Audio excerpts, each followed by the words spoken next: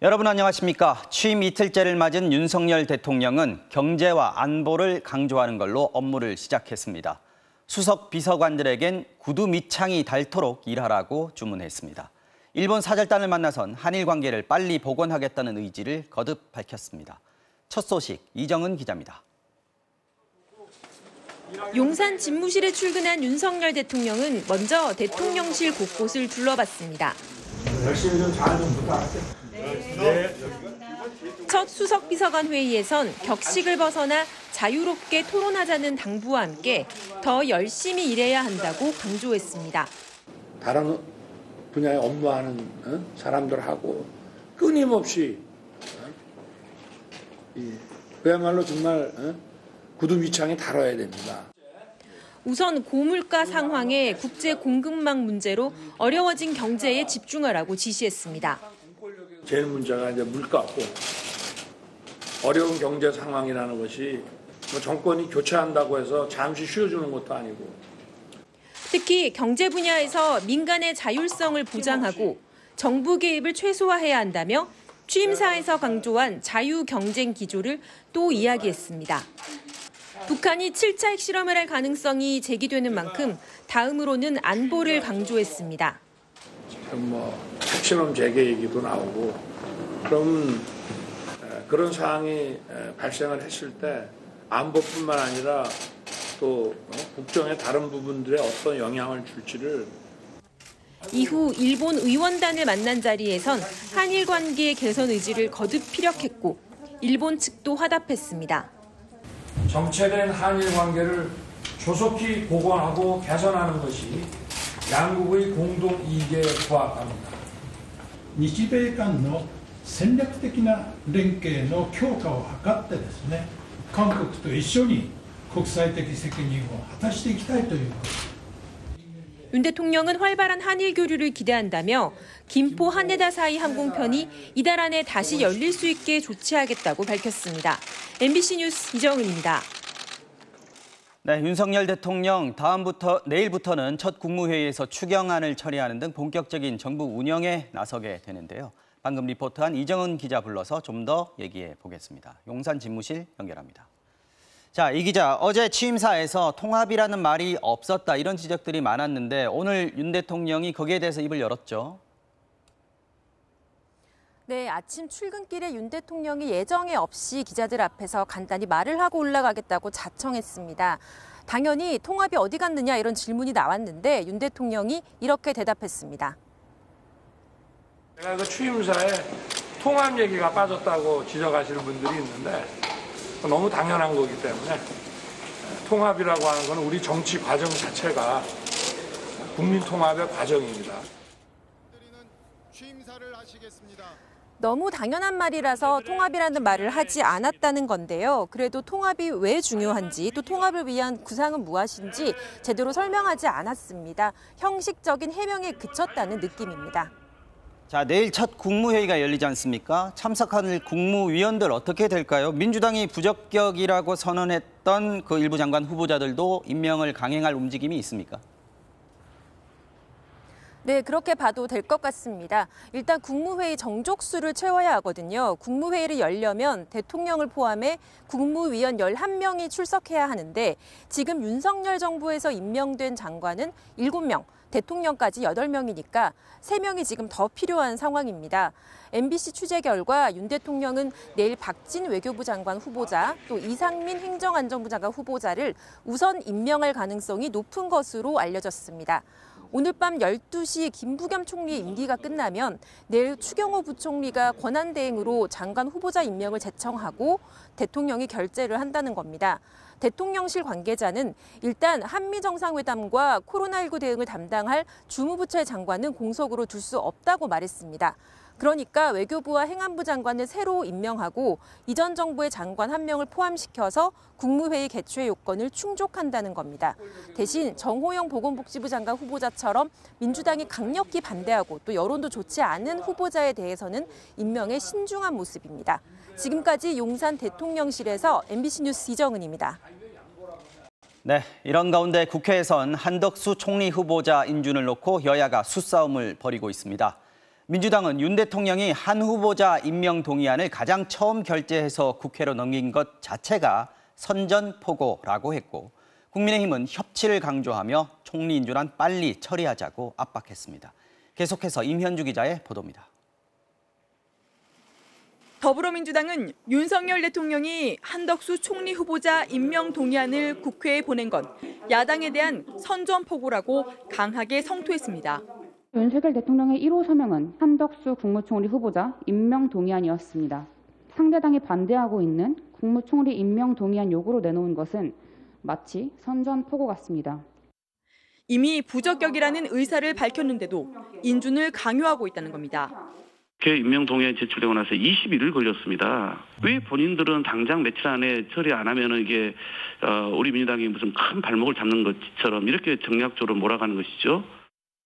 반면 대통령 측과 국민의힘은 민주당의 새 정부 발목 잡기를 계속 강조하고 있습니다. 이 정부 출범에 대한 발목 잡기식의 민주당의 행태에 대해서는 합리적이고 이성적인 국민들께서는 아마 비판을 하고 있을 것이다, 이렇게 저는 보고 있고. 발목 잡기 주장을 통해 총리 인준을 압박하는 의도로 풀이됩니다.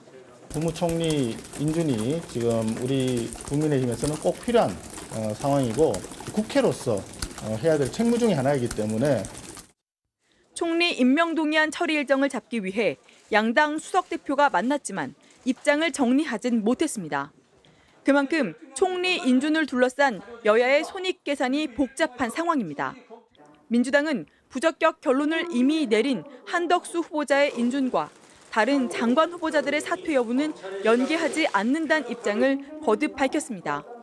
부적격 후보자들에 대해 임명을 강행한다면 그건 윤 대통령의 책임이란 겁니다. 반면 윤 대통령과 국민의힘 측은 정호영 후보자 등 여론의 반발이 강한 장관 후보자들 임명을 밀어붙일 경우 민주당 측에 총리 인준에 대한 반대 명분을 줄 수 있다는 점을 의식하고 있습니다. 결국 윤 대통령이 청문보고서가 채택되지 않은 후보자들의 임명을 먼저 강행할지, 국회에서 총리 인준 표결을 먼저 진행할지를 놓고 책임론을 피하기 위한 여야의 치열한 수싸움이 계속되고 있는 모습입니다. MBC 뉴스 임현주입니다. 윤석열 대통령은 오늘 아침 서울 서초동 자택에서 용산 집무실까지 첫 출근을 했습니다. 7km 거리를 8분 만에 도착했고 큰 교통 혼잡은 없었는데요. 그러나 교통 통제로 인한 차량 지체는 매일 반복될 예정이고 대통령의 동선도 그대로 노출된 탓에 우려는 여전합니다. 신수아 기자가 전해드립니다. 오전 8시 21분 윤석열 대통령이 서울 서초동 자택 앞 출근길에 나섭니다. 김건희 여사가 반려견을 데리고 배웅합니다. 8시 23분 윤 대통령이 자택을 출발하면서 주변 교통 통제가 시작됐습니다. 경찰 오토바이와 순찰차가 맨 앞에 서고 대통령을 태운 1호 차량과 검은색 경호 차량들이 줄지어 속도를 냅니다.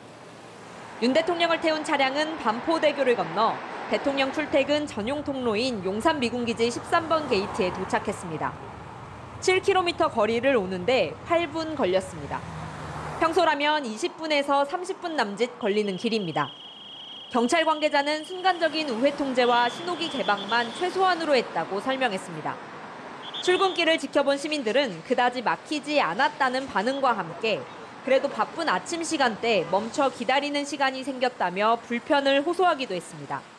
지금 현재 그때 지나갔을 때 그래 막히는 건 없었죠. 예, 교통이 수월했습니다. 여기가 밀리는 지역이잖아요. 근데 이제 아무래도 시간이 저희 출근하는 직장인데 10분, 20분이 엄청 크잖아요. 빨리 달린다고는 해도 출근하는 대통령의 차량을 누구나 지켜볼 수 있어 경호와 보안 문제도 계속 제기됩니다. 출발 시각이 알려지다 보니 윤 대통령은 집무실 입구에서 기다리던 기자들을 만나기도 했습니다. 역사상 처음으로 출퇴근하시는 대통령이신데 좀 소감이 어떠신가요? 글쎄 뭐 특별한 소감 없습니다. 일해야죠. 윤 대통령 측은 앞으로 동작대교와 한남대교 등을 다양하게 이용해 출퇴근길 시민 불편을 최소화하겠다고 설명했습니다. MBC 뉴스 신수아입니다. 용산으로 대통령 집무실이 이전하면서 집회와 시위 장소도 주무대를 옮기고 있습니다. 이를 예상한 경찰이 미리 집무실 반경 100m 안에서의 집회와 시위를 금지했는데요. 법원이 제동을 걸었습니다.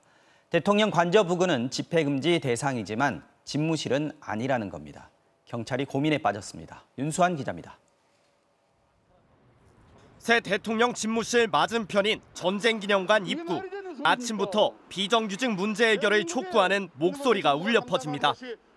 윤석열 정부가 책임지고 정규직 전환 합의를 이행하라! 이행하라! 이행하라! 이행하라! 그동안 청와대 분수대 앞을 지켜왔던 1인 시위자들도 같은 곳에 자리를 잡았습니다. 연로는 취임식 전날 그게는 그늘이라도 있어도 피할 때가 있지만 피할 때도 없어. 대통령 집무실 이전에 따라 각종 기자회견과 1인 시위 장소도 용산으로 옮겨온 겁니다. 조금 더 멀리 떨어진 삼각지역 근처에선 공공주택 정책을 촉구하는 집회가 열렸는데 벌써부터 주민들과 충돌이 빚어졌습니다. 집회에서 조용히 해야 돼, 가녀! 이른바 용산시대 초반, 각종 1인 시위와 회견은 청사의 바로 맞은편인 전쟁기념관 입구로, 집회나 시위는 반경 100m 바뀐 삼각지역 부근 인도로 몰리는 모습입니다. 그런데 법원이 집무실 반경 100m 이내 집회를 금지한 경찰 처분에 제동을 걸고 나섰습니다. 서울행정법원은 대통령 집무실이 집회 금지 대상인 관저에 포함된다고 단정하기 어렵다고 이유를 설명했습니다. 이에 따라 100m 이내 집회는 물론 삼각지역에서 대통령 집무실 앞쪽 도로를 지나 이태원까지 행진하는 것도 가능해졌습니다. 용산 일대의 집회 시위가 더욱 활발해질 것으로 보이는데 광화문과 달리 대규모 인원이 모일 공간은 없어 당분간 진통이 예상됩니다. 비교적 집무실과 가까운 전쟁기념관 광장이나 용산역 광장은 공공기관이 소유하고 있어 대규모 집회가 열리기 어렵습니다.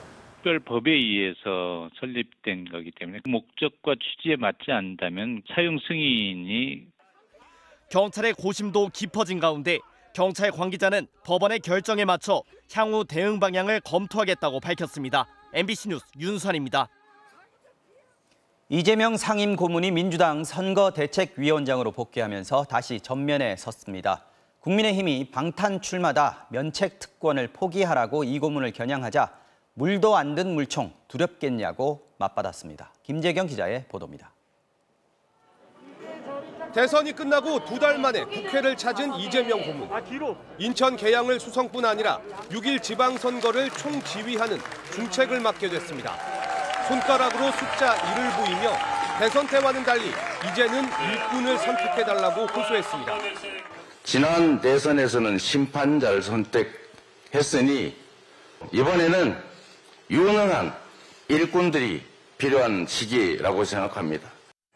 수사에 대비한 방탄용 출마란 지적에 대해선 부당한 일을 한 적이 없는데 물도 안 든 물총이 두렵냐며 수사를 해도 문제될 게 없다고 강조했습니다.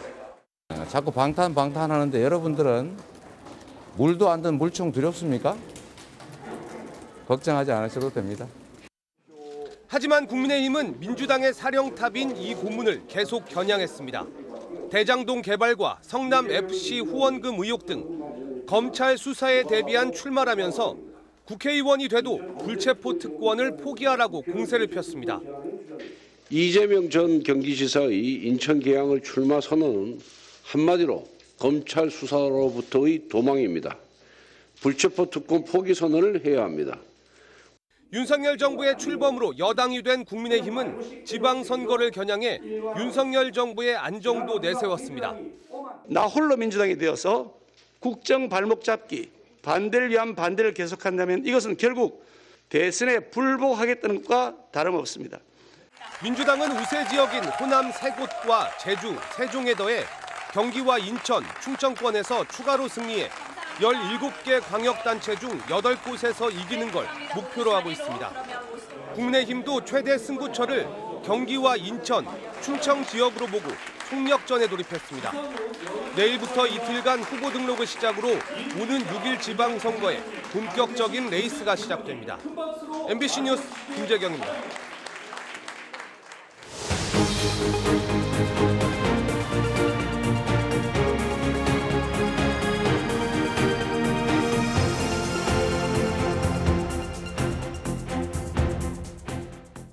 정부와 이제 여당이 된 국민의힘이 오늘 처음으로 당정 협의를 열었습니다. 코로나로 인해서 피해를 본 소상공인들에게 최소 600만 원씩 일괄 지급을 하겠다면서 인수위 때 제기됐던 공약 후퇴 논란 수습에 나섰는데요. 하지만 이번에도 소급 적용 얘기는 빠졌습니다. 김민찬 기자가 취재했습니다. 오늘 아침 국회에서 열린 윤석열 정부의 첫 당정 협의.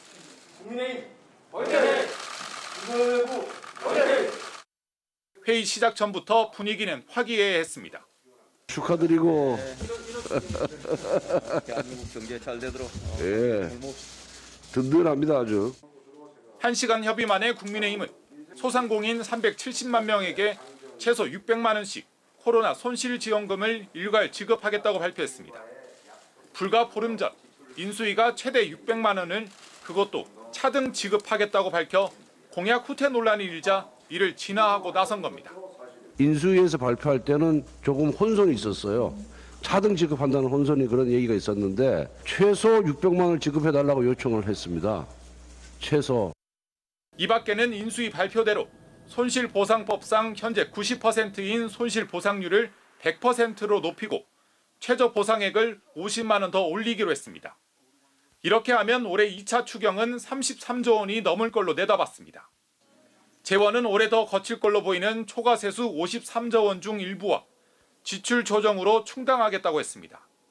국채 발행은 없고 오히려 추가 세수로 기존 국채도 갚을 수 있다고 밝혔습니다. 민주당은 자신들도 대선 1호 공약으로 코로나 손실 보상을 내세웠던 만큼 신속한 추경 편성에 협조한다는 입장입니다.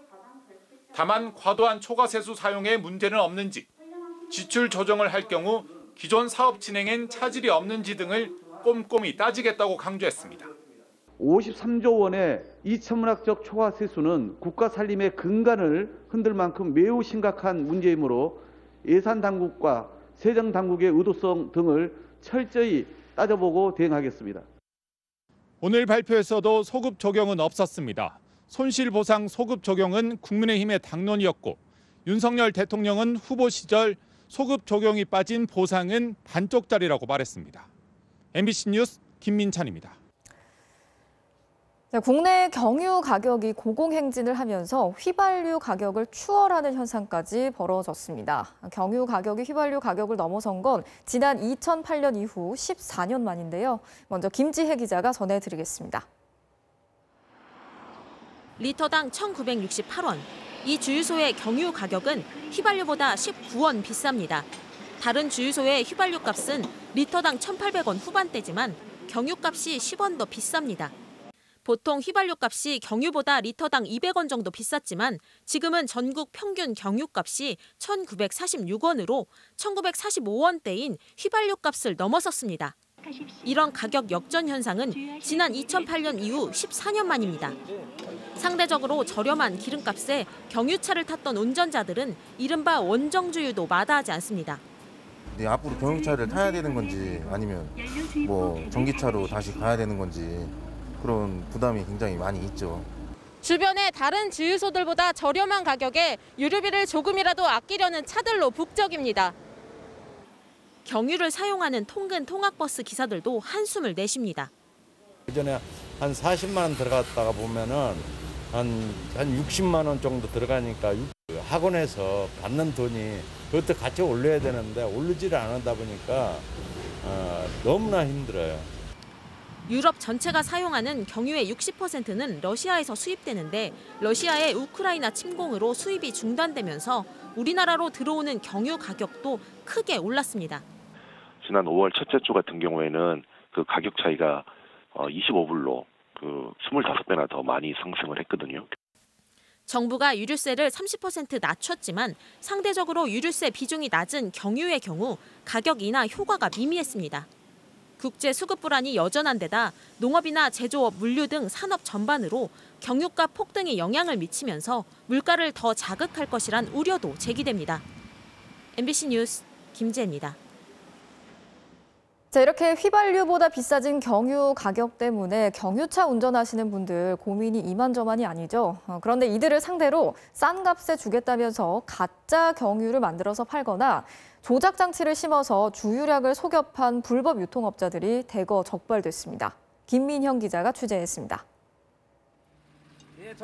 경기도 수원의 한 석유 판매 업체. 주유량 측정기를 에워싼 단속반원들이 100리터를 주유하면 얼마나 채워지는지 점검합니다. 정량 측정 한번 시작할게요. 네, 100리터 세팅 한번 해주세요. 이 버튼을 제가 해제하고 측정을 할 겁니다. 이동식 판매 차량에서 흘러나온 경유가 측정기 유리관을 타고 올라오더니 갑자기 멈추고 11리터를 더 넣어야 정량이 된다는 표시가 뜹니다. 11.08리터가 지금 미달되는 양이에요. 비밀은 판매 차량의 운전석 밑에 있었습니다. 전선이 주렁주렁 매달린 조작 장치 때문인데 구매자 몰래 버튼을 누를 때마다 주유량이 줄어드는 겁니다. 업체 관계자는 정량보다 최대 25%까지 덜 주유했다고 실토했습니다. 그래서 25%요. 이렇게 하면 처벌받는다는 사실을 몰랐어요. 이들은 이처럼 주유량을 속여 9만 리터를 팔았고 1억 2천만 원의 부당이익을 챙긴 것으로 조사됐습니다. 경기도 화성의 또 다른 주유소에선 값싼 선박용 기름을 경유와 섞어 팔다가 들통났습니다. 해상용 빨간 그 가짜 그거죠. 우리 지금 전일 때 남은 거죠. 이걸 사용하면 안 돼요. 그 압수를 해서 폐기 처분 안 돼요. 유황 성분 때문에 붉은 빛이 도는 선박용 면세유는 정상 경유의 반값 수준. 하지만 혼합된 가짜 경유를 주유하면 배기가스가 늘고 차량 고장의 원인이 됩니다. 경기도가 지난 1월부터 넉 달간 적발한 불법 유통 경유는 총 422만 리터, 67억 원어치나 됩니다. MBC 뉴스 김민영입니다. 세계 자동차 생산 1위 기업인 일본 도요타 자동차가 다음 주에 공장 가동을 중단하기로 했습니다. 코로나19로 중국 상하이 봉쇄가 길어지면서 부품 조달이 어려워졌기 때문인데요. 이 소식은 도쿄에서 현영준 특파원이 전해드리겠습니다. 세계 생산율이 토요타 자동차에 비상이 걸렸습니다. 다음 주 월요일부터 일주일간 일본 내 8개 공장에서 14개 생산 라인이 멈추는데 이런 대규모 조업 중단은 처음입니다.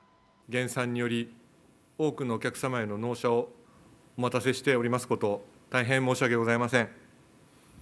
一刻も早くお届けできるよう一度努力してまいります。 고급차 렉서스와 해리어 같은 SUV 차종, 전기차 미라이 등 인기 차종들이 큰 타격을 받게 됐습니다. 오늘 오후 중국 상하이 앞바다, 수백 개의 점들은 입항을 기다리는 배들입니다.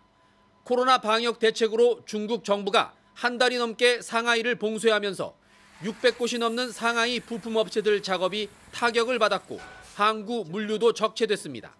또 중국을 진출하면서 장기 협력업체들, 부품업체들을 같이 동반 진출을 했습니다. 이 상하이 쪽에 집적해 있던 일본의 부품업체들이 이 공장 가동을 중단하면서 도요타를 비롯한 일본 완성차 업체들의 가동에 차질을 빚고 있는 겁니다. 작년 48만 대를 생산한 테슬라 상하이 공장도 현재는 일부 조업을 멈춘 상태입니다. 현대와 기아 같은 우리 자동차 기업은 부품을 조달받는 공장이 주로 산둥성 지역에 있어 상하이 봉쇄로 인한 피해는 제한적입니다. 자동차 한 대에 들어가는 부품은 2만 5천 개 정도입니다. 부품이 한 개라도 없으면 생산 차질을 빚는 자동차 산업의 특성상 상하이 봉쇄는 당분간 전 세계 자동차 업계에 악영향을 미칠 전망입니다. 도쿄에서 MBC 뉴스 현영준입니다. 자, 지금 지도에서 보시는 곳은 우크라이나 서부 도시 르비우 지역입니다. 한때 러시아군의 폭격을 받았지만 지금은 전선이 동부 지역으로 집중이 되면서 다소 안정을 찾은 곳인데요.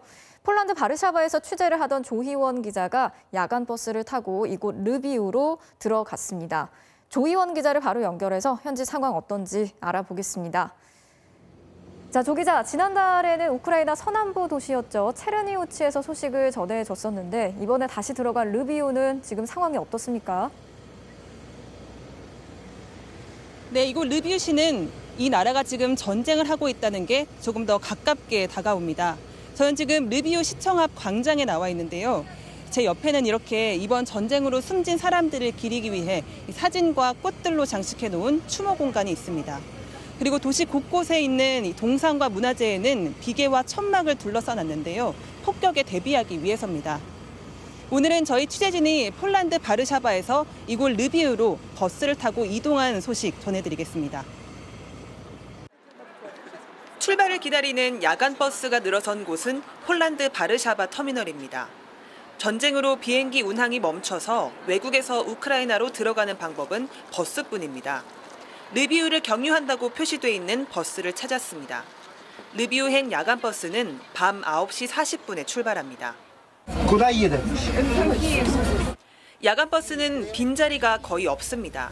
거의가 어린아이와 여성들입니다. 자고 있는 승객들 사이에서 젊은 여성 유지니아 씨를 찾았습니다. I miss my friends now. They want to go back because they miss the other part of the family. They miss their home. 버스는 국경 검문소에서 2시간 정도 머문 뒤 동이 환하게 튼 우크라이나 도로를 달립니다. 그렇게 9시간이 지나 우크라이나 르비우 중앙 버스 터미널에 도착했습니다. 전쟁 중인 국가의 외곽 도시 터미널은 다른 나라에서 다른 지역에서 온 사람들로 붐빕니다. 두 아이를 데리고 독일로 피난했던 마주루 씨는 24시간 동안 버스를 타고 우크라이나로 돌아왔습니다. Ми не розуміємо іншу мову, іншу ментальність. Мій син хоче навчатися тут в Україні, він в цьому році закінчує 11 клас. 이미 러시아군의 집중 포격을 받았고 지금도 안전이 보장되지 않은 북쪽 도시로 돌아가려는 사람도 있었습니다. Я лучше посижу там под обстрелами, чем идет вот такое просто недопонимание какое-то. Работы, в принципе, пока не факт, но может, но какая-то подработка, возможно, будет. 외국으로 탈출한 사람 500만 명, 우크라이나 안에서 사는 곳을 옮긴 피난민만 800만 명으로 추산됩니다. 길어지는 전쟁은 이들을 다시 아직 불안한 고향으로 불러들이고 있습니다. 우크라이나 르비우에서 MBC 뉴스 조희원입니다.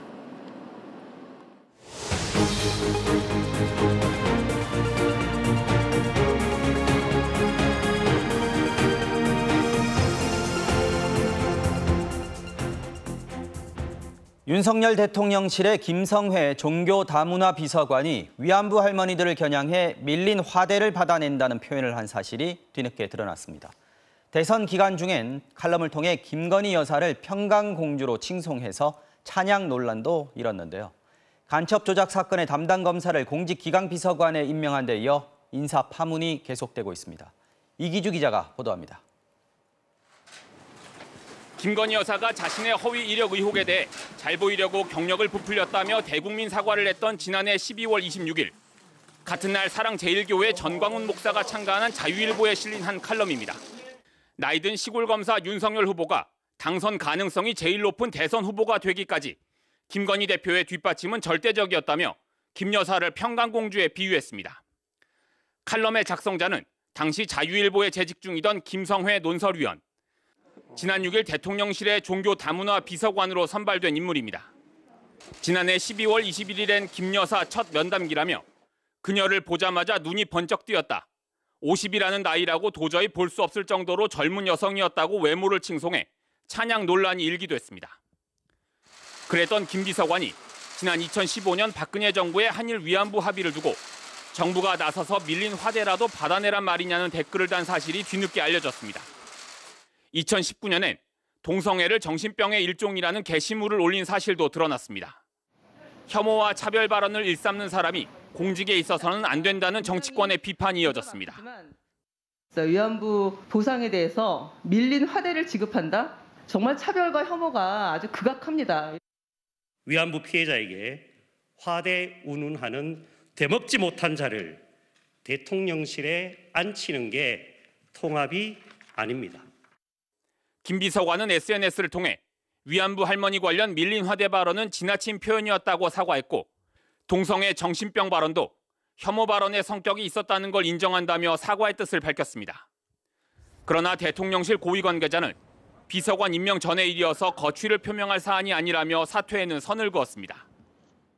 서울시 공무원 간첩 조작 사건으로 징계를 받았던 이시원 전 검사가 공직기강 비서관에 임명된 데 이어 다문화 비서관까지 위안부 할머니 비하 논란에 휩싸이자 인사검증이 적절했는지에 대한 비판의 목소리가 대통령실 내부에서도 잇따르고 있습니다. MBC 뉴스 이기주입니다.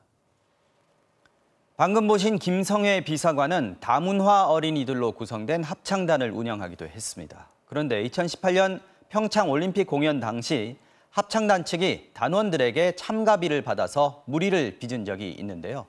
김 비서관이 도리어 당시 문제를 제기했던 학부모들에게 소송을 냈고 결국 패소한 사실이 드러났습니다. 이어서 이동경 기자가 보도합니다.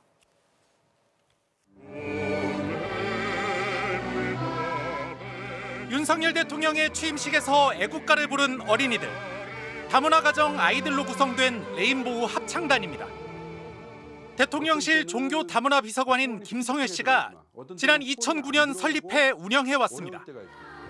아시안게임과 뉴욕 유엔본부, 바티칸 등에서의 공연 이력도 갖고 있는데 2018년 평창 겨울올림픽을 앞두고 내부 갈등이 불거졌습니다.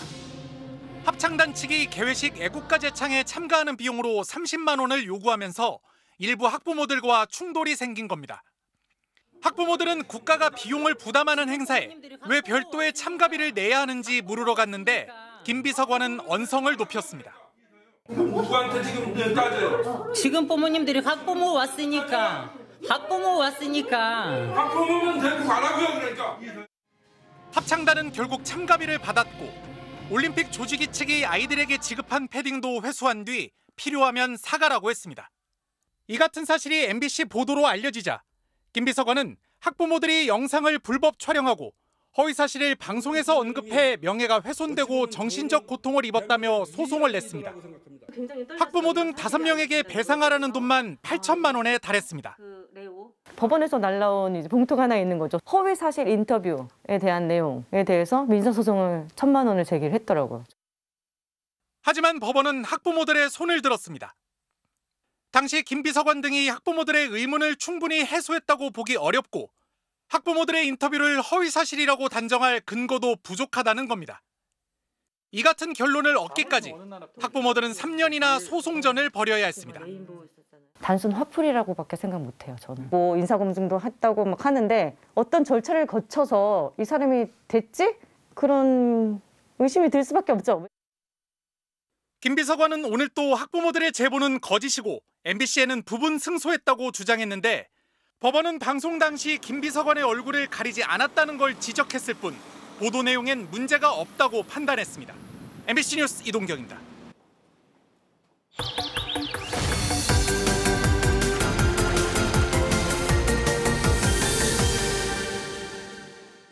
사업성 논란이 불거진 부산 가덕도 신공항. 공항에 들어설 이 지역은 상경이 같은 보호가 필요한 동식물이 많은 생태적으로도 가치가 높은 곳입니다. 건설이 시작되면 망가질 수밖에 없는 가덕도의 바다 숲을 취재했습니다. 가덕도 대항항에서 배를 타고 5분 남짓 달려 도착한 가덕도 남쪽 해안의 절벽. 절벽 위에서 잠시 내려다보자 곧 수면에 하얀 생물들이 모습을 드러냅니다.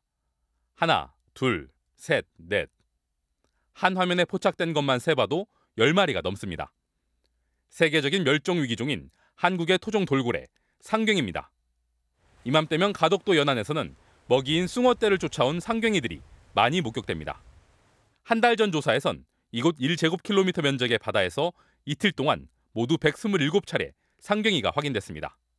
이렇게 많은 상경이가 존재한다는 것은 이 전체 바다 면적을 생각하면 훨씬 더 많은 상경이가 있을 거고요. 세계적인 멸종위기종이지만 지난 5년 동안 그물에 혼액되거나 좌초해 죽은 상경이는 5,000마리가 넘습니다. 일주일 전 가덕도 대양항에서 상경이 한 마리가 또 죽은 채 발견됐습니다. 물 흐름이 다 바뀌게 됩니다. 숭어떼들이 이동을 이제 바꾸게 될 수 있고요. 그러면 마찬가지 상경이들도 먹이를 찾아서 공항이 지어질 경우 망가지는 것은 바다뿐이 아닙니다. 국토교통부가 내놓은 공항 조감도. 가덕도 남부의 산 하나가 통째로 사라진 모습입니다. 국수봉입니다. 직접 올라봤습니다. 1시간 남짓 산을 타자 나타난 동백나무 숲. 제법 큰 동백나무 2,500그루가 넓은 면적에서 군락을 이루고 있습니다. 사실 동백나무 군락지는 많습니다. 100년의 세월 동안 이렇게 보존된 곳들이 많지가 않습니다. 일제강점기부터 군사시설이 있던 이 지역은 오랫동안 사람의 출입이 제한돼 동백나무뿐 아니라 수령이 100년 가까이 된 나무가 많습니다. 부산 지역의 이런 숲은 국수봉이 거의 유일합니다. 이제 참나무죠, 이거. 예, 참나무가 이렇게 철참나무가 이 정도 크기가 된다는 것들은 흔치 않은 일입니다. 또 매일 저녁이면 포구에 나타나 어선의 물고기를 노리는 수달. 그리고 취재진의 카메라에 포착된 멸종위기 야생생물 2급 솔개와 같은 희귀 조류까지. 가덕도는 오랜 세월 이런 동식물들의 소중한 보금자리였습니다. 국책 사업이니까 또 뭐 어쩔 수가 없겠지만 이런 아름다운 자연 환경을 또 하나 없앤다는 게 너무너무 안타깝습니다. 정부는 최대한 신속하게 대규모 토목 공사를 시작할 계획입니다. 오로지 관심은 수익성과 개항 시기일 뿐 공존에 대한 고민은 보이지 않습니다. 이곳에 공항이 생기면 제 뒤로 보이는 이 아름다운 풍경은 더 이상 볼 수 없게 됩니다. 우리가 공항을 만들면 어떤 것들을 잃게 되는지 한 번쯤은 살펴볼 필요가 있지 않을까요? MBC 뉴스 김민욱입니다. 북한은 지금까지 공식적으로 코로나 확진자가 단 한 명도 발생하지 않았다고 주장하고 있죠. 그런데 이달 들어서 북한 전역에 외출 금지령이 연이어 내려진 것으로 알려졌고 북한 매체들은 전쟁하듯 방역하라는 캠페인을 시작했습니다. 마스크도 없이 대규모 열병식까지 벌이다가 갑자기 방역의 고삐를 조이고 있는 건데요. 곽승규 기자가 취재했습니다. 지난달 25일 열린 북한 열병식. 방독면을 쓴 병사들이 줄지어 행진합니다. 영화 오징어 게임을 연상시키는 주황색과 빨간색 복장이 눈에 띕니다. 방역부대입니다. 조국의 안전과 인민의 안녕을 믿음직하게 지켜가고 있는 방역전선의 전처병들 비상방역종대입니다. 부대를 따로 편성할 정도로 방역에 집중했던 북한은 지난 2년간 코로나19 확진자가 단 한 명도 없다고 자랑해왔습니다. 2만 명이 동원된 열병식에서도 누구도 마스크를 쓰지 않았습니다. 하지만 이달 들어 평양 등에서 주민 이동을 금지시키는 봉쇄령이 연속으로 내려진 것으로 알려졌습니다. 대북 전문 매체 NK뉴스는 어제 오후 평양 주민들이 집 밖에 나오지 말고 실내에 머물라는 명령을 받았다고 보도했습니다. 지난 4일에도 봉쇄령이 내려진 것으로 알려졌는데 박지원 국정원장은 코로나나 장티푸스의 발생 가능성이 있다고 밝혔습니다. 북한은 신의주와 중국 단둥으로 가는 화물열차의 운행도 방역 우려로 다시 중단했습니다. 또 관영 매체를 동원해 6.25 전쟁 때의 정신으로 나서자며 전쟁 같은 방역을 연일 강조하고 있습니다. 조국보위, 인민보위의 최전선인 우리의 방역 진지를 더욱 철통같이 다져나갑시다. 환자 발생은 확인되지 않았지만 정부는 상황을 주시하며 코로나 백신 지원 방안도 검토하겠다는 입장입니다. 인도주의적 관점에서 우리가 할 수 있는 부분에 대해서는 적극적으로 찾아봐야 된다고 생각을 합니다. 뭐 예를 들어서 백신 문제라든지. 하지만 최근 연이어 도발을 이어간 북한이 먼저 도움을 요청할 가능성은 높지 않아 보입니다. MBC 뉴스 곽승규입니다.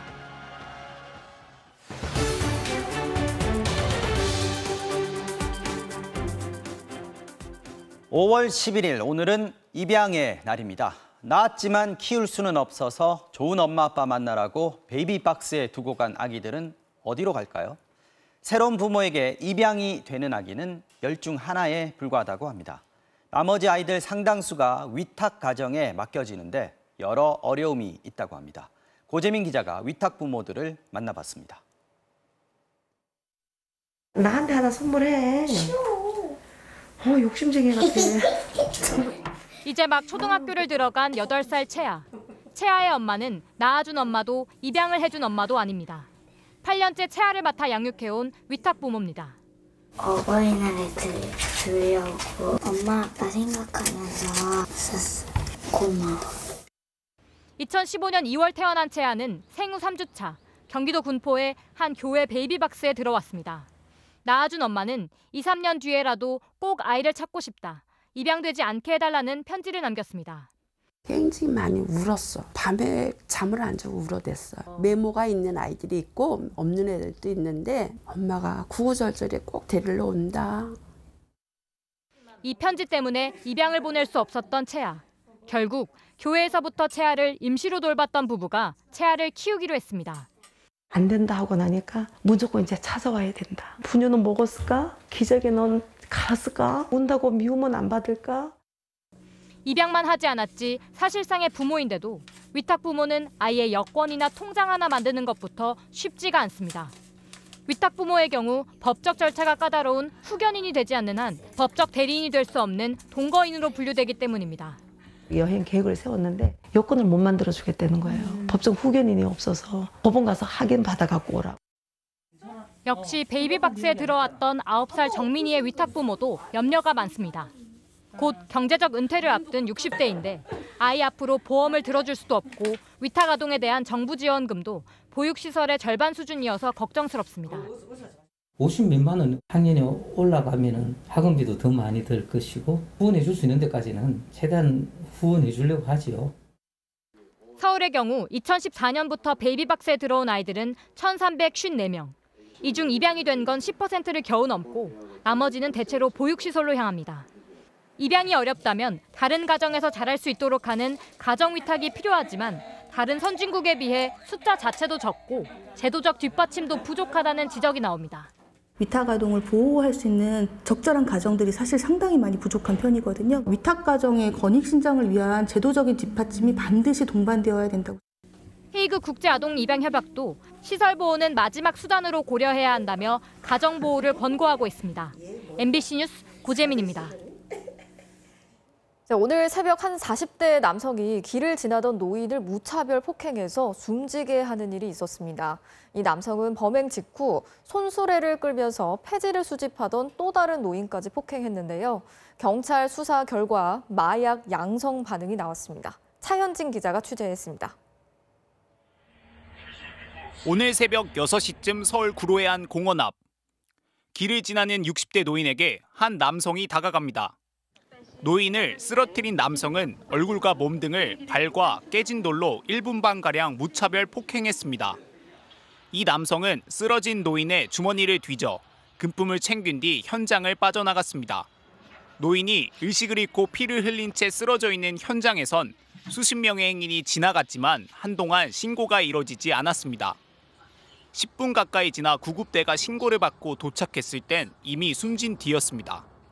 폴리스 라인하고 이제 시신이 있었으니까 이제 가림막이 있었고 감식반 분하고 혈흔 그것만 남아 있었어요. 노인을 폭행한 남성은 5분쯤 뒤 약 200m가량 떨어진 곳에서 폐지를 싣고 수레를 끌고 가던 80대 노인을 주먹으로 폭행했습니다. 황급히 도망간 노인은 경찰에 신고했고 출동한 경찰은 10여 분 만에 인근에서 이 남성을 찾아냈습니다. 40대 피의자는 두 번째 범행을 저지른 후 출동한 경찰에게 이곳에서 붙잡혔습니다. 현장의 CCTV를 확인한 경찰은 두 사건의 가해자가 같은 사람임을 확인했습니다. 두 명의 피해자는 모두 이 남성과 전혀 모르는 사이였습니다. 이 남성은 마약 검사에서 필로폰 양성 반응이 나왔는데 경찰 조사에선 묻는 말에 답을 하지 않고 있는 것으로 전해졌습니다. 경찰은 이르면 내일 오후 이 남성에 대해 구속영장을 신청할 계획입니다. MBC 뉴스 차현진입니다. 헤어진 여자친구가 자신을 만나주지 않는다는 이유로 여자친구를 폭행해서 기절시키고 감금까지 한 20대 남성이 현장에서 체포됐습니다. 경찰은 살인 미수 혐의로 구속영장을 신청했습니다. 배현정 기자가 취재했습니다. 어제 아침 경북 포항의 한 골목길. 이곳에 숨어있던 20대 남성이 출근길에 나선 20대 여성을 뒤에서 덮쳤습니다. 여성의 목을 졸라 기절시킨 뒤 이 여성의 집으로 끌고 가 감금했습니다. 119하고 뭐고 하니 198대가 오니 경찰차가 오나 겁이 나 올라가 본 거예요. 왜 그런가 사람 죽었는 거 여자분이 달달 떨고 있더라. 여성의 비명소리에 인근 주민이 경찰에 신고했고 남성은 곧바로 체포됐습니다. 용의자는 피해 여성의 전 남자친구로 지난 3월 이후 자신을 만나주지 않자 이 같은 범행을 저질렀습니다. 안 만나주고 이렇게 연락도 끊고 하니까 가해자가 아마 피해자도 만나고 해서 뭐 이렇게 범행을 저지르려고 약간은 계획된 게 아닌가. 경찰은 이 남성이 계획적으로 범행을 저질렀을 뿐만 아니라 여성에게 보복할 우려도 있다며 살인 미수 혐의로 구속영장을 신청했습니다. 경찰청에 따르면 교제 관련 범죄 신고 건수는 지난 2020년 18,900여 건으로 2016년에 비해 2배 이상 증가했습니다. 하지만 구속 수사율은 2.68%에 불과해 보다 강력한 처벌이 필요하다는 지적이 나오고 있습니다. MBC 뉴스 배현정입니다. 올해 초였죠. 경북 영덕에서 이렇게 신발을 신고 오징어를 밟아서 펴는 작업 영상이 공개되면서 큰 충격을 줬었는데요. 이번에는 외국인 선원들이 맨발로 마른 오징어를 밟아서 펴는 영상이 퍼지면서 논란이 일고 있습니다. 박성아 기자가 전해드리겠습니다. 한 외국인 남성이 오징어를 바닥에 내려놓더니 맨발로 꾹꾹 눌러밟습니다. 바닥에는 수백 마리의 마른 오징어가 쌓여 있고 침대에 앉아 있는 남성도 발꿈치를 앞으로 밀며 오징어를 펼칩니다. 또 다른 영상에는 반바지만 입은 남성들이 바닥에서 마른 오징어를 손질하고 있습니다. 한 베트남인 남성이 SNS에 올린 영상인데 찍은 장소가 포항에 있는 한 외국인 선원 숙소로 밝혀졌습니다. 영상 속 공간입니다. 해당 남성들은 외국 국적의 선원들로 이곳 숙소에서 오징어를 손질한 것으로 조사됐습니다. 이들은 오징어 채납기 여선에서 일하면서 평소 선주에게 받은 오징어를 말려 집으로 보내거나 인근 시장에 조금씩 내다 판 것으로 추정됩니다. 만나가지고 일부 반찬하고 일부 팔고 제 친구들이 야야만 하나 뭐하나 크고 뭐 이래요. 포항시는 이 오징어들이 시중에 대량 유통되지는 않은 것으로 파악하고 있습니다. 요즘 오징어 되게 철저하게 관리되기 때문에 이런 식으로 밖에 나갔던 물건이 다시 돌아와가지고 재포장될 판매 그게 불가능합니다. 오징어업계 관계자는 현재 거의 모든 업체가 현대식 기계를 이용해 건조 작업을 하고 있고 위생관리에 최선을 다하고 있다고 밝혔습니다. 포항시는 영상 속 외국인 선원들의 소재를 파악하고 있으며 시중에 얼마나 오징어를 판매했는지 조사하겠다고 밝혔습니다. MBC 뉴스 박성아입니다. 코로나에 걸린 한 여성이 아파트 위층에 사는 주민에게 바이러스를 퍼뜨리려고 하다가 경찰에 붙잡혔습니다. 평소 층간소음 문제로 1년 넘게 갈등을 겪어왔다고 하는데요. 자신이 쓰던 휴지로 자전거 손잡이를 닦는 모습 등이 이렇게 CCTV 영상에 그대로 잡혔습니다. 정인곤 기자가 단독 취재했습니다. 울산의 한 아파트 현관문 앞 마스크를 쓴 여성이 나타나 손에 든 휴지로 자전거 손잡이를 닦습니다. 한참을 자전거 앞에서 서성이던 여성은 뒤늦게 문 위에 달린 CCTV를 발견하고 놀라 황급히 자리를 떠납니다. 집주인이 CCTV 영상을 확인하고 경찰에 신고했는데 놀랍게도 자전거 손잡이에서 코로나19 바이러스가 검출됐습니다. 경찰에 붙잡힌 범인은 이 집 아래층에 사는 주민. 코로나 양성 판정을 받은 뒤 자신의 분비물을 자전거에 묻힌 것으로 드러났습니다. 당시 여성은 현관문 앞에 있던 자전거 2대 가운데 아이의 자전거 손잡이에만 분비물을 묻혔습니다. 이웃 간에 이런 일을 벌인 이유는 바로 층간소음이었습니다. 아래 윗집이 1년 반 동안 갈등을 겪어왔는데 이 일이 일어나기 2주 전에는 위층 현관문 앞에 기름이 뿌려지는 일까지 일어났다는 겁니다. 저도 코로나에 지금 전혀 생각도 못했죠. 이게 뭐하는 행동이지? 몇 번을 다시 돌려봤어요. 갑자기 좀 소름 끼치고 무섭긴 하더라고요. 취재진과 만난 아래층 주민은 잘못된 행동이었다고 후회했습니다. 다만 계속되는 층간소음에 갈등을 겪고 이사까지 고민하던 중에 돌이 안 된 어린 자녀가 코로나로 아파하며 잠들어 있는데 쿵쿵거리는 소리를 듣고는 홧김에 행동했다고 했습니다. 경찰은 이 여성에게 특수상해 미수 혐의를 적용하는 한편 감염병법을 위반했는지도 검토해 검찰에 송치하기로 했습니다. MBC 뉴스 정인곤입니다.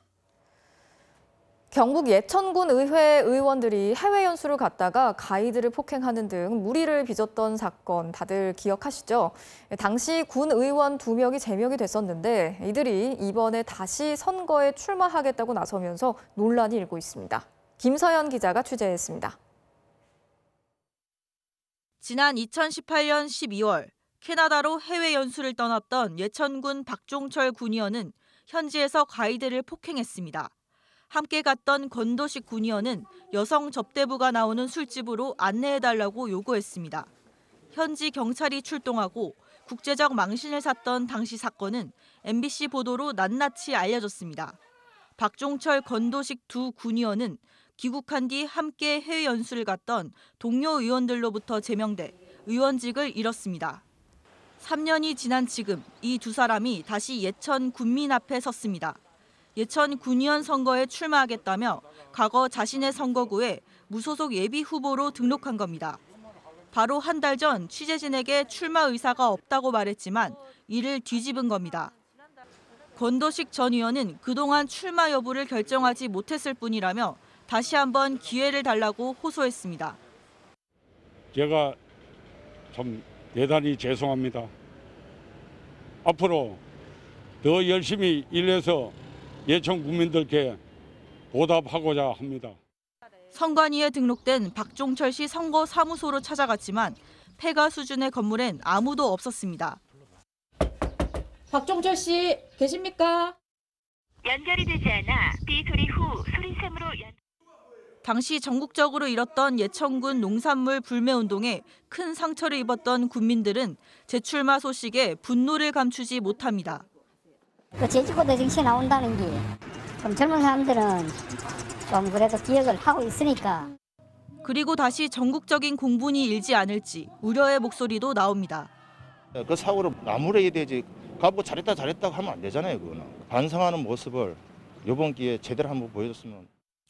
이 두 사람 외에도 파문 당시 함께 연수를 갔던 예천군의원 7명 중 5명이 다시 이번 지방선거에 출마합니다. MBC 뉴스 김서연입니다. 전국의 초등학교 수십 곳을 돌면서 교실에 놓고 간 교사의 지갑에서 현금을 훔친 50대 남성이 경찰에 붙잡혔습니다. 학부모인 척하면서 관리가 허술한 점심시간을 주로 노렸는데요. 알고 보니까 8년 전에도 초등학교를 돌면서 비슷한 절도 범죄를 저지른 전력이 있었습니다. 부정석 기자가 전해드리겠습니다. 검은 옷을 입은 남성이 초등학교 주차장을 서성이다 정문으로 유유히 빠져나옵니다. 학교 점심시간에 틈타 3개 교실을 돌며 현금 50만 원을 훔쳐 나오는 동안 남성을 제지하는 사람은 없었습니다. 점심시간엔 학교 지킴이가 자리를 비우는 걸 노린 건데 마스크를 쓴 채 누군가와 마주치면 학부모라고 둘러댔습니다. 이 남성은 이런 방식으로 지난 6개월 동안 경남과 광주, 경북 등 전국을 돌며 초등학교 18곳에서 400만 원을 훔쳤습니다. 범행이 쉬울 것 같은 학교를 미리 인터넷으로 찾아보고는 CCTV가 없는 담을 넘어 학교로 들어갔습니다. 범행 대상은 점심시간이 긴 25학급 이상으로 비교적 큰 초등학교만 노렸습니다. 교사와 학생들이 교실을 비운 사이 교사 지갑에서 현금과 상품권을 훔쳤는데 절도 사실을 감추기 위해 현금 일부만 가져갔습니다. 확실히 모르겠다. 이게 없어졌는지 뭐 있었는지 요즘은 현금을 갖고 다녀도 얼마 있는지 모르는 경우가 있잖아요. 경찰 조사 결과 이 남성은 지난 2014년에도 비슷한 범행을 저질러 실형을 살았던 것으로 드러났습니다. 정기수리공 행세를 하며 학예회나 각종 행사로 바쁜 초등학교만 40곳을 털었습니다. 예전 범행 때 그렇게 했던 기억이 있어서 허수한 데만 골랐습니다. 관련이 없는 데도 작은 데는 없는 데도 있고요. 경찰은 남성을 구속하는 한편 추가 범행 여부를 수사하고 있습니다. MBC 뉴스 부정석입니다. 윤석열 대통령이 후보 시절 폐지하겠다고 공언했던 여성가족부. 오늘 김현숙 장관 후보자의 인사청문회가 열렸는데요.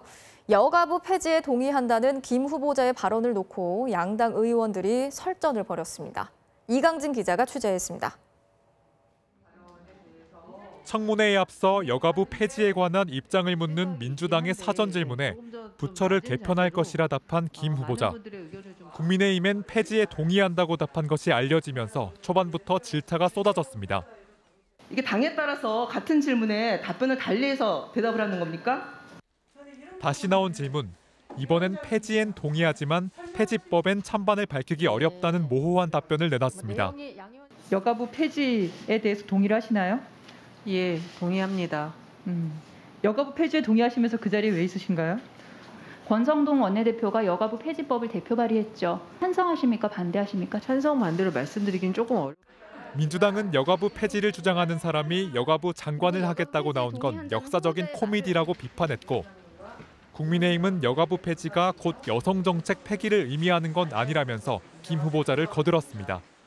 잘못된 것을 개선하고 또 여러 부처에 흩어져 있던 기능을 합쳐서 정책 사각지대를 없애자는 것이죠. 맞습니다. 김 후보자는 본인이 후보자로 지명된 이유가 여가부 폐지라고 주장하면서도 제가 여가부 장관으로 지명된 것이 여성가족부를 폐지한다는 원칙은 분명하지만 이걸 어떤 방향으로 할 것인지에 대해서 여가부를 폐지하고 다른 부처로 업무를 이관하자는 국민의힘 개정안과는 엇갈린 답을 내놓기도 했습니다. 컨트롤 타워가 없어지는 거죠. 다른 부처에 다 이관한다 뭐 이런 게 아니라 좀 상당히 통합하고 정리하고 일원화하고 컨트롤 타워를 만들어야 되는 생각을. 그러면서 여가부 폐지와 함께 그만둘 시한부 장관이라는 데는 동의하지 않는다고 밝혔습니다. 시한부 장관이라는 평가에 동의하십니까? 동의하지 않습니다. 한편 김 후보자가 음주운전 논란과 아들 병역 특혜 의혹 등에 관한 자료 제출을 절반도 하지 않았다며 야당 의원들이 청문회 시작 1시간 만에 정회를 요청하는 일도 벌어졌습니다. MBC 뉴스 이강진입니다. 자, 치매는 아직까지 치료법이 없죠. 그나마 빨리 발견을 하면 늦출 수는 있는데 이것도 쉽지 않다고 하는데요. 자, 그런데 국내 연구진이 피 한 방울로 단 2시간 만에 치매를 발견할 수 있는 기술을 개발했습니다. 김윤미 기자가 전해드리겠습니다. 노인들이 가장 두려워하는 질병 1위, 치매입니다. 평균 수명이 늘면서 치매 환자도 급증하고 있습니다. 우리나라 치매 환자는 현재 89만 명인데 2030년에는 137만 명, 2050년에는 303만 명이 됩니다. 하지만 아직 치료법이 없습니다. 치매 원인의 70%는 알츠하이머병. 알츠하이머병에 걸린 뇌는 점점 쪼그라들고 아밀로이드 베타라는 단백질 찌꺼기가 곳곳에 쌓입니다. 아밀로이드 베타를 제거하면 치매가 치료될까? 과학자들이 시도해봤지만 제거해도 인지 기능이 다시 좋아지진 않았습니다. 그나마 일찍 발견하면 속도를 늦출 수 있지만 이것도 쉽지 않습니다. 노인들이 가장 두려워하는 질병이라서 진단을 위해 병원에 방문하는 것조차 거부하시는 분이 많습니다. 최근에 독거노인이 증가해서 조기 진단 시기를 놓치는 경우도.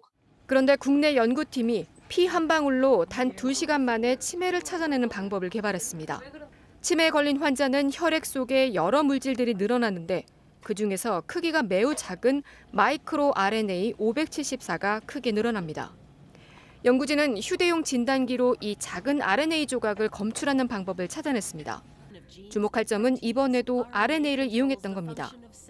과학자들이 코로나 백신을 초단기간에 개발할 수 있었던 것도 RNA 연구 덕분이었습니다.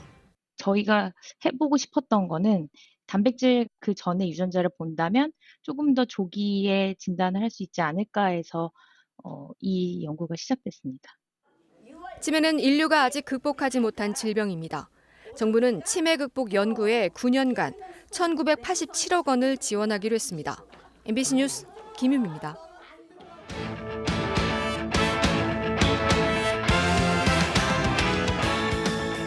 수요일 밤 스포츠 뉴스입니다.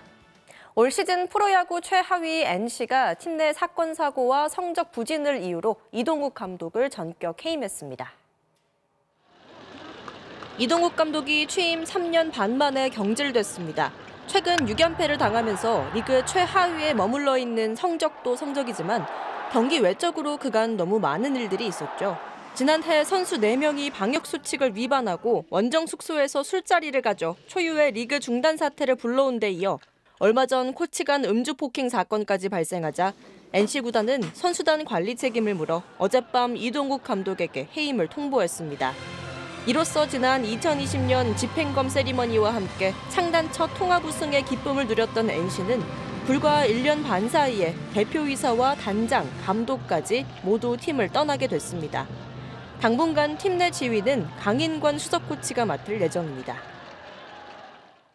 남자 육상에 새로운 스타가 탄생했습니다. 나이지리아 아버지와 한국인 어머니를 둔 고등학교 1학년 나마디 조엘진 선수인데요. 10초 95의 기록으로 100m 우승을 차지했습니다. 박재웅 기자입니다. 나마디 조엘진은 조금씩 속도를 붙였습니다. 예선에서 11초 19, 준결승에서는 11초 01로 결승에 진출했습니다. 그리고 결승에서 무서운 뒷심을 발휘했습니다. 스타트에서 약점을 보이고도 놀라운 막판 스퍼트로 1위를 차지했습니다. 최종 기록 10초 95, 자신의 최고 기록 10초 86에는 못 미쳤지만 올해 첫 1위에 오르는 기쁨을 누렸습니다. 첫 대회만큼은 만족하진 않지만 그래도 몸 컨디션에 비해서는 잘 나온 것 같습니다. 나이지리아인 아버지와 한국인 어머니 사이에서 태어난 조엘진은 최근 부쩍 키가 크면서 급성장했습니다. 중학교 2학년 이후 매년 10cm씩 성장해 지금은 키 182cm에 근육까지 붙었습니다. 하체가 길어 앞으로 미는 힘이 장점입니다. 10cm 정도 성장했습니다. 웨이트 트레이닝은 항상 일주일에 3번 하고 야간에 항상 계속했습니다. 조엘진의 롤모델은 비회사.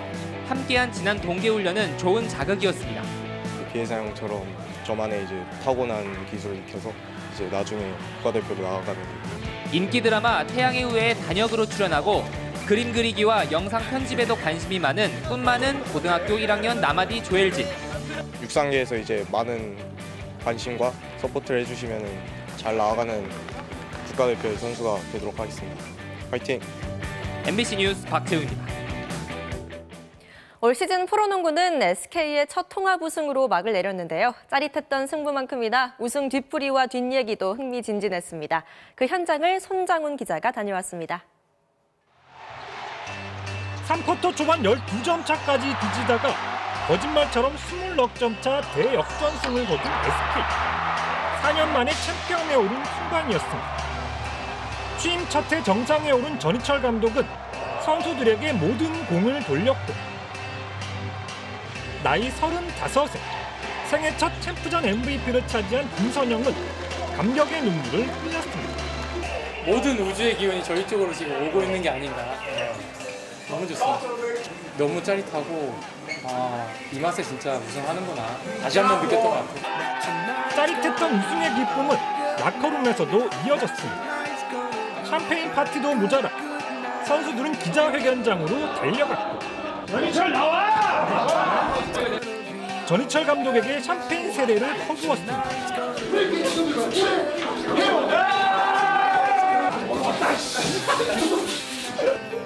코치와 외국인 선수도 빠지지 않았습니다.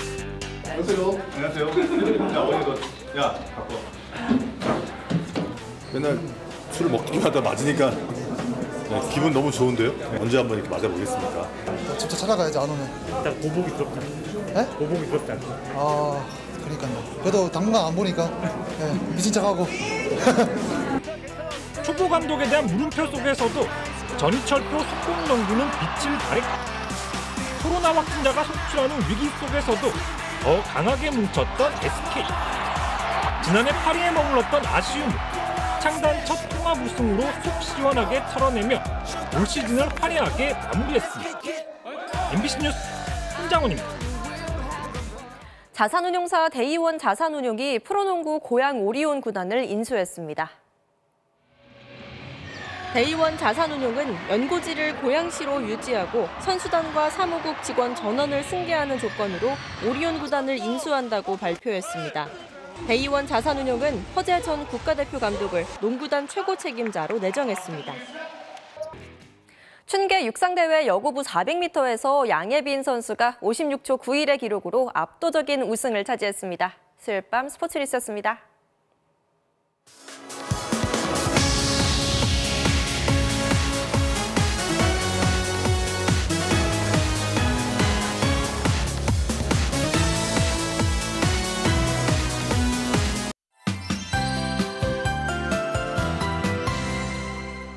내일은 서쪽과 동쪽 지방의 하늘빛이 달라집니다. 덩달아 지역별로 기온차도 벌어집니다.